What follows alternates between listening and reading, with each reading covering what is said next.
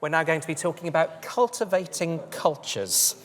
When we think about getting the right people into the right roles in government, we often focus on recruitment, but the cultures we build in teams, in directorates, in organisations really matter in retaining and upskilling people and providing a working environment where they feel safe and can thrive. So how should we build and cultivate the right cultures, and what's stopping us from doing so? Again, big questions, but three great panellists to help answer. We've got Sarah Bashford, who's the Culture and Change Lead for Digital First at the Home Office. We've got Madeline Hoskin, the Assistant Director for Technology at North Yorkshire Council. And we've got April Worrell, Senior Data Test Engineer at the Department for Education. Again, I'll go to each of them in turn for some opening thoughts. We'll have a chat, and then we'll make sure there's plenty of time for audience questions. So, cultivating the right cultures. Who'd like to kick us off? I'm happy to. I'm next to you. I'm Sarah Bashford. I'm from the Home Office, and my role is very much looking at culture, change, and also the communication of that in a sort of big transformation digital programme. I am going to address something from your opening speech, just because it's there and it's the elephant in the room otherwise, which is about recruitment, which you mentioned, and the constraints around that. I think we all know within civil service, recruitment is tricky. You know, there are lots of things happening, but I just want to acknowledge that does have an impact, so we can park that. Cultivating culture, when I think about that, I think about gardening. I am a keen gardener, not very good, but I am a keen gardener. And to create a good garden, you have to create the right environment for it to thrive. And I think that is the same with an organisation and the culture. So if you think as sort of the leaders of that organisation as the gardeners, and they tend to the garden, they break up the hard-baked cultural soil. You know, their role is to make a better culture for us all to work in. Hopefully they can remove the weeds that are hampering the growth of that organisation, because you can't command a plant to grow faster, but you can create the conditions for it to grow. And I think we have to think about that in terms of our people.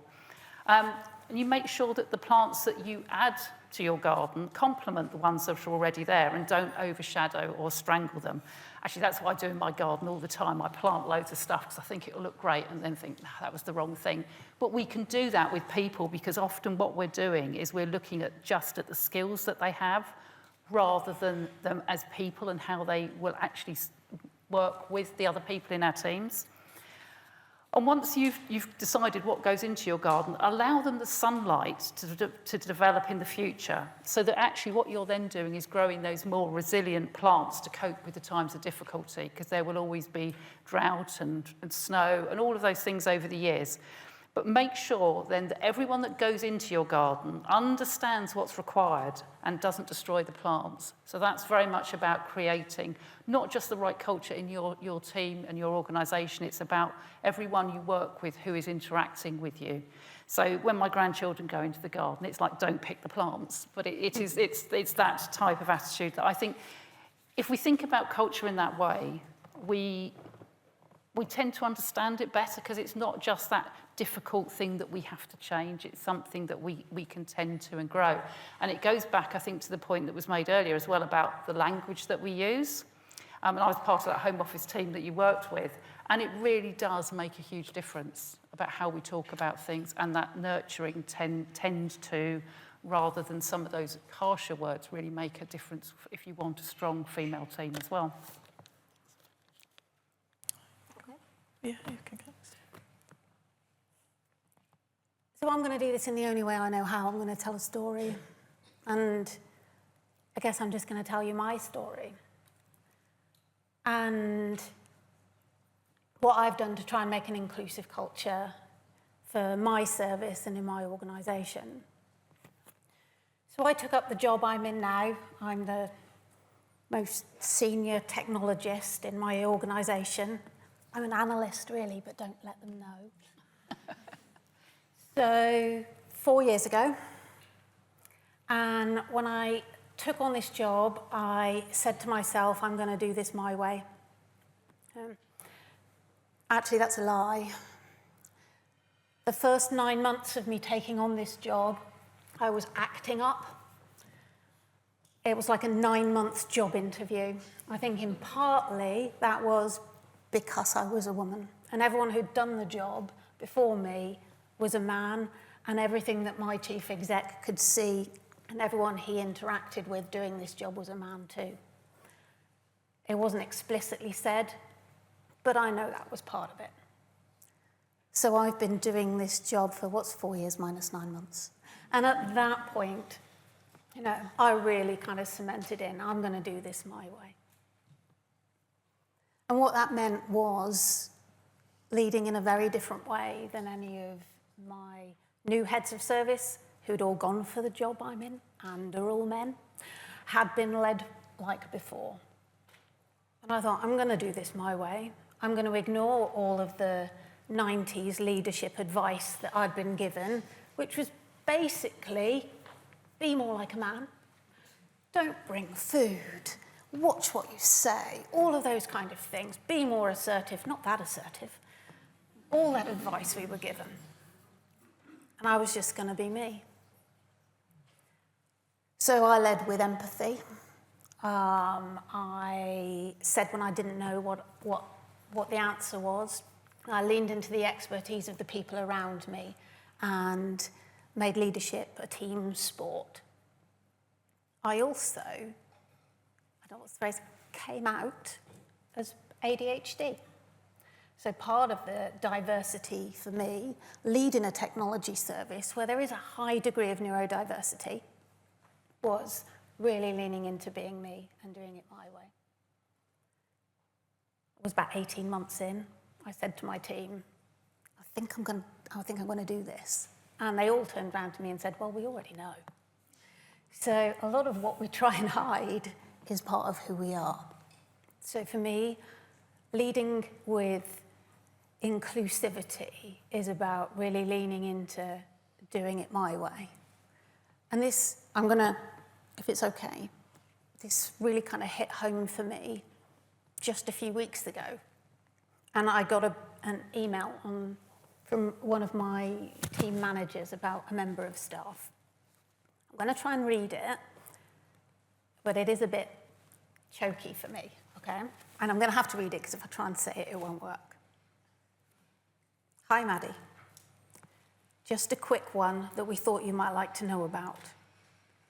One of the team channeled their inner Maddie today. Chris Mansfield did a one-to-one session with an electrician to help him get set up on Concerto mobile app. We've just rolled it out to the property service. The electrician had been struggling, getting passed from pillar to post, and he was starting to lose confidence until Chris helped him. When his line manager, Sam, told him, you'll have made a real difference to that one person, this is what he said. I was channeling something Maddie said. And to be fair, it's something I've done for years anyway, but it is that we should be helping colleagues where we can with technology, helping them with their confidence, helping them with tips, being visible, not just being a faceless person on the end of a chat or on the end of a phone. It's what I enjoy most about being in this service. It's working directly with the users, not just sitting in with a group of other IT people all the time. And she said, just in case you're wondering if people are listening, if we're reading your emails and your blogs, we are. Thank you, Zoe. It's lovely. When you lean into who you are, it might take a couple of years, but it ripples and it allows everyone else to be who they are too. Okay. Yep, my name's April Worrell. As you can see, I'm not a director, I'm an assistant director or head of department. I'm a senior data test engineer. I've led like small teams to medium-sized teams at DFE in a Department for Work and Pensions. So I've had experience for a large government department and smaller government department. But over those times, I've come to realise how important it is to have the right culture on those teams and make sure that everyone on the team feels like they want to be there every day. Like reflecting back on my career journey throughout the civil service, I started probably early 2000, so I've been in quite a long time, too long. what I found is early 2000, there was a lot of challenges. So a lot of the teams were put onto Department for Work and Pensions were labelled technology teams back in early 2000. We didn't really do anything like coding or anything like that. It was more like managing suppliers, delivering labour market systems out to the job centres, things like that. But we noticed back then, probably 2 women there in quite a large, big team, which covered labour market services, working there at the time. And to be honest with you, nobody really wanted to work in technology. You know, if you've seen the comedy, what's it called, the It Crowd or something, that's what it used to be like. Everyone's went, oh no, you've got to go to technology, you've been basement. And yeah, first job what I did, went to Innovation Centre, we were in the basement. You're like, oh no, it's definitely like the comedy, isn't it? So yeah, quite heavily dominated by men at the time. There weren't many women there. If you were looking at progression, again, it was just, I've got to say, it was just men everywhere you looked. So you started questioning, do I really want to stay in this area? So from my perspective, at the time I decided I'd probably move back into an area which is more probably 50-50, which was policy and supporting ministers, that area, which I did enjoy a bit. And then we had a restructure and a lot of us got pushed back into the technology bit. But then at the time they decided they were going to change things. They were going to bring a lot of the work in-house, so there's a chance to learn how to code, how to build systems, how to work on, probably work in user research, you know, things like that, being a delivery manager, things like that. But as you're going along throughout that career, there's been quite a few times where I've thought, I don't really want to go to work today. You know, you didn't feel comfortable. Maybe it's because majority of teams I've worked on, I've been the only woman on that team. There's not been many women there to talk to and that. And just that work-life balance as well. A lot of my time in the civil service have been part-time. And there was always that pressure to, I'm not putting down full-timers or anything, but you seem to have to work a lot harder because you're only there so many days a week and they wanted this doing and that doing. Why is it not finished? Because I'm part-time. You know, can I do so much and that? You know, I'm not here every day a week. So again, it was having those people to talk to and that supportive culture. So looking back at what I've done and what I've learned, when I'm putting a team together or leading a team, I try and make sure that everybody on that team feels comfortable. And by doing that, first to start by talking to the people on the team, we might run like an anonymous survey, or we might pull like data or feedback from wider surveys, such as the staff survey, what we do every year, to find out how people feel about things and that. But I want everybody on that team to feel like they want to be there every day, that they've got something to input and that they're being valued.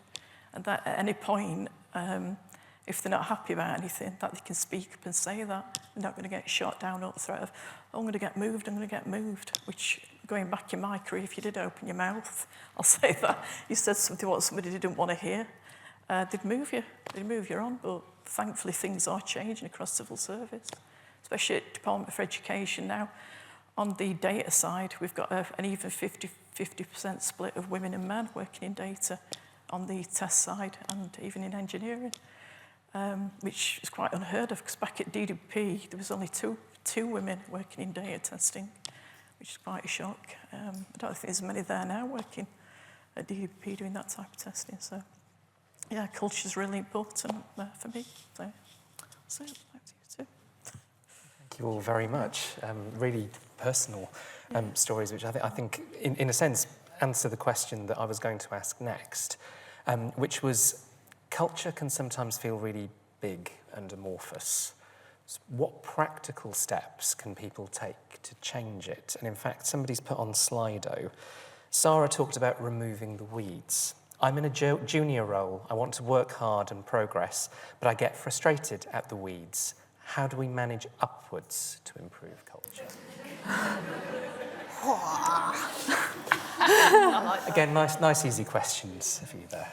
Do you want me to go first? Yeah, I think definitely. I think your name was mentioned. Yeah. We all know managing upwards is tricky, but, and I'm going to talk a little bit about allyship, because I think that, for me, is part of the answer. So in the Home Office, we have a really excellent allyship programme. And Sheena, who's here today, is leading that for us and has done for a couple of years. And it is so good that the Home Office overall want to now jump on the bandwagon. So well done, Sheena, and team for that. But the reason I'm talking about the allyship is that if you've got allies who you can talk to, particularly male allies in this circumstance, because I think sometimes within technology, as we've, as we've been saying, there are lots of men there. And if you can talk to those allies, they are probably thinking the same thing too. And the more of you that are there that think that, the more you can do about it. And it might be your line manager you're talking about. And I'm not talking about speaking to them necessarily. I'm talking about going sort of quite a long way sort of above that to say, I'm really worried about this because I'm really wanting to achieve, and I feel that there are blockers in my way. You might not want to call them the weeds, but it's trying to explain what that blocker is and why you think that should be taken away. Now, it might be that actually the only way that that's going to work is if you move to a different team. But if you have really good, strong allies, which we do in the Home Office, then that is possible. It's not to say don't talk to a female ally, but sometimes I find within the technology area, talking to a male ally really works. And we're very lucky, again, to have a SCS2 male sponsor for our allyship who is so proactive. The moment we ask him to do something, he's there and he does it. He did a really nice little video for International Women's Day. And what we have to remember about male allies is that a lot of them have got wives who have careers. They've got daughters who they're trying to encourage into, those really good careers of the future. They've got sisters, they've got aunts, they are wanting to be supportive. So if that person who asked the question is from the Home Office, please come and talk to me. If they're not, please go and find an ally who's quite senior within your organisation and say to them you want to talk about your career. They will be flattered that you want to talk about your career. They're not going to turn you away, and if they do, they're not an ally, they're the wrong person. It takes an unmeasurable amount of courage to do it. So don't underestimate that, and if you feel at any point you can't, don't hold yourself or judge yourself for that. The amount of bravery it takes is immeasurable, particularly when you're in a junior position. I have been in positions, usually in the basement or in literally always a basement, or a porter cabin at the back of a building, some asbestos-ridden 1970s extension, all of them. In the junior positions, and in some of those, I've been horrendously bullied, not believed, and horrible misogynistic behaviour, all those kind of things that we know existed. I'm old now, so it's happened for a long time. So the bravery that requires, especially if you can't identify somebody to talk to,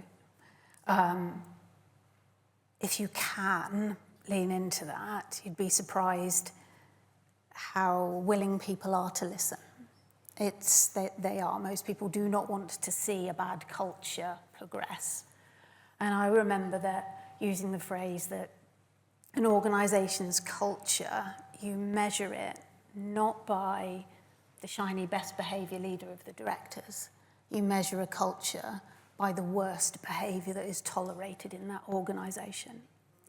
So if you are on the brunt end of that worst behaviour and you have at any moment to be able to steel yourself to the bravery to talk to somebody or somebody that's identified or a peer that might know to help identify that, your organisation does want to know. The leaders of your organisation do want to know. They want to prune that weed. I would prune that weed. As if you can't find another job, leave. And as soon as you are in a position of power, own it, be that ally and be the person pulling those weeds out. Yeah. You have to be brave, though, don't you? You've got to be really brave, yeah. But you get to a certain age and you just don't care anymore what you say. I'll tell you that you say. That's it. Yeah, you're just like, so what? Yeah. But yeah, it's really important. And what I'd really encourage people to do, I'd been doing a lot of work when I was at DWP, and I carried that over to the Department for Education, is I noticed where the gaps were. So they'd not got a women's network which focused on digital data and technology careers to support those women. So straight away, found somebody who was keen to do it, set it up, got a sponsor to back that. You know, if there's anything missing in your organisation, talk about it with other people, see if they agree or not, or if they're willing to support you. And just set it up, you know, go for it, you can do it now. Things are online, they're a lot cheaper. You're not relying on physical places to meet and things, you can do it over Teams and stuff.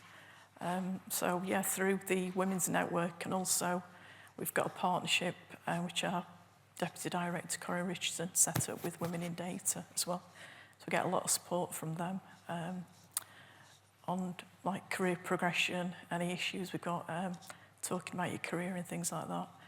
But if you are stuck and you're thinking, I'm not getting anywhere, that's what I thought. It took me, I've got to be honest with you, 25 years to get to a grade 7. If I'd been in London or had the chance to go to London and been afford to move down there, it might have been a bit shorter. But being brought up and based in the north and not having that, not having the money to be able to move down there and work down there, it sort of slows down your career a bit for quite a lot of people up in Sheffield, Leeds, Manchester, places like that. But things are changing, thank God. Yeah, Manchester, second capital of England. Should have been Sheffield, though. Yeah, that's what I say, but like I say, like a recent, there's loads of courses going on within the civil service. There's one which I really recommend, which is crossing thresholds, and that. So that's aimed at a variety of grades, junior grades, and then you're looking at your grade 7s and 6s, which I do recommend people looking to join. If you can do, you can get it approved. That training, that's really good. But also through that, I've learned quite a bit. So if you're not sure where you're going in your career, you're seeing a lot of blockers, well, reach out and speak to somebody who's more senior. And yeah, it might be a male ally, or it might be a female ally, or find a coach, because they do promote coaches a lot throughout the civil service now. So if you're thinking, I'm not getting this, is it because I'm negative, or I'm not behaving a certain way, do I need to do this, that? There's people there you can connect with now to get that support, which weren't there back in early 2000s when I was starting off. And also, if you want to talk about your career, just reach out to somebody, ask them, just say, can you just talk about it? You know, after 5 years, I thought I might have been at this grade, but every job I'm applying for, I'm getting knocked back, you know, and I'm not getting much feedback in that. You know, bounce the ideas off them. You might need a mentor. Again, civil service has got a really great mentorship scheme, what I recommend you sign up to. I've had one or two over years, and they really helped me challenge things and that, and move on. And if it isn't working where you are, think about moving, you know. You've only got one chance, you know, at your career, you know, make it what you want it to be. That's my, yeah. Great, thank you. Any questions? Anyone want to raise a hand? I can see a hand there. Any others? And we've got another one up there, just to make the person with the mic run as far as possible. But we'll take those two together, one there and one at the back there. Yes, thank you. It was a really fantastic panel, and I do want to say a massive shout out to Maddie as well, for another woman with ADHD, and seeing you be, like say, so brave and actually champion and being emotional. I think that's really important, particularly when we do talk about, often when we get into leadership positions, often modelling quite male behaviours, like being assertive and thinking that's what's needed. So from my perspective, that's really refreshing. But building on that, also thinking about, actually when you are being your authentic self in that sense, that takes quite a lot of resilience sometimes, because of sort of microaggressions that you experience. I guess one part, how would you, what could you share around how you handled that? And then from a second part, we often put such a lot of focus on sort of the technical side of sort of digital transformation, but actually then really undervalue the more human, empathetic side of actually thinking people can use the tools, or how we people take people on that journey with us. How do we start to position some of those behaviours and those outcomes as high value as those technical? Because I think that's really, really important as well around closing the gap. Brilliant, thank you. And the question at the back. Yeah, well, I wanted to echo the thanks because I think this has been a really powerful and impactful panel that has really touched me. And so I'm going to ask an awkward question and feel safe enough to do so, because I'd really like to hear from you as women leaders. A lot of our discussion is women are great allies, and maybe we could talk to a man, but how do you handle situations where the women in your organization, whether they're leaders or the people reporting to you, aren't your allies or do have that double standard? And you're not modeling a male behavior, but you're fierce and you're committed and you're determined and you're opinionated and you state your opinion, and you're treated in a different way because you're a female leader and you're supposed to be the cliches of warm and fuzzy and empathetic. And so, you know, the people below you and the people above you judge you differently than male peers. Or how do you experience that, as I have? Thank you. So, yes, I'm a tech leadership woman with ADHD, and I do lead with heart and empathy, but I'm also can be really tough. And some of the communication I can be sharp and short, especially if I am tired or overwhelmed or have been in a room full of hundreds of people for a whole day.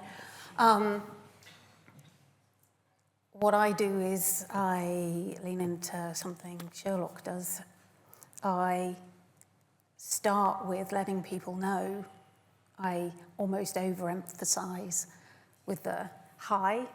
If I'm a bit short, it's because I'm tired and I've got ADHD. I don't mean it that way. What I'm trying to achieve is with heart and love. And I emphasize that bit first. Again, takes a bit of bravery, because sometimes people shuffle a bit or get a bit uncomfortable, but they get to know you, and a little bit of, I've reached a certain age where I also don't give a shit. So I can push into that. And so I guess I keep role modeling it. The microaggressions, again, a little bit of, I don't know, I'm going to keep swearing, you know, fuck it. Brush it off, that's their problem, not mine. And all of those microaggressions from other people, and the little raised eyebrow, or the little, or everyone's got ADHD now, haven't they? Or whatever they're muttering under their breath, that's their problem. That doesn't reflect who I am, or what I'm good at, or the bits of me that are different that are my superpower. So I try and be resilient. I have a thick skin. Sometimes it doesn't work, and I own that too, and can quite often spend 3 days curled up under a blanket like a potato, because that's what I need to recover. So keep being you is my best advice. I think that is amazing advice, keep being you. Yeah, because I mean, we are all different, and we should embrace that, because if we were all the same, it would be really boring. But I do have a story about a bitch I used to work with as well, but we'll save that one for later. You know? I think we should just go with that one. But before I came into the civil service, I worked in politics for a long time. And do you know what? The aggression that you get if you work in politics is much more overt, and it's actually much easier to deal with because you can deal with it head on. It's the microaggressions that actually are really difficult, because I think you sometimes question if it is one, or are you hearing that, or did they really sigh when I said that? You know, it's those type of things I think that are really, really difficult. I've seen it happen, and I've called it out when it was to do with other people, but when it's your own issue, it's much harder, because you do question yourself. So I think if you feel that is happening, again, this is about talking to other people in the meeting, or if it's happening and no one is saying anything, you question yourself. You do question yourself, but say, talk to that person and ask them next time you're in that same meeting with those people to also keep an eye out for it and challenge it. And it, you know, I'm, you know, we're all talking about our age, but the older you get, the easier it is, because you've had more experience, you've seen these things. But I'm just going to tell a quick story about a young woman who works in the Home Office. And so I can't see when I've got these on, and I've got words written down here, but I'm going to ignore them. We'd run an event, and we were talking about imposter syndrome. We were talking about microaggressions and all of those things. And she went away, and she came up to me a couple of weeks later, and she said, "Thank you." I said, "What for?" And she said, for that conference that you ran, because I've been able to speak to my boss about something I wasn't able to before. He had been calling her love, which to me is a microaggression because it is too familiar. He wasn't doing it to the male colleagues. He wasn't calling them anything else other than by their names. So she actually took it upon herself to say to him, not aggressively, but I really don't like being called love because it puts me in a different position to my male colleagues who you're calling by name. He was mortified. He said, "I am really sorry. It's just how I talk to my family, my friends, and he said, "I won't do it again." And the best bit about this is he picked someone else up on it later. So we've talked about being brave. It is about having that confidence, but it's also about ensuring that we don't let those patterns become standard. We nip it in the bud, going back to my gardening metaphor, but, be brave. Yeah, agree with that, yeah, totally. Yeah, I don't think what else to add. Okay. They're really good stories, though. Excellent. We're going to take a 10-minute comfort break, no refreshments, just comfort, which is a polite way of saying you can use the loo, I think. But we'll be back in 10 minutes' time. But before you take that comfort break, please do join me in a massive thank you to April, Maddie and Sarah. Thank you.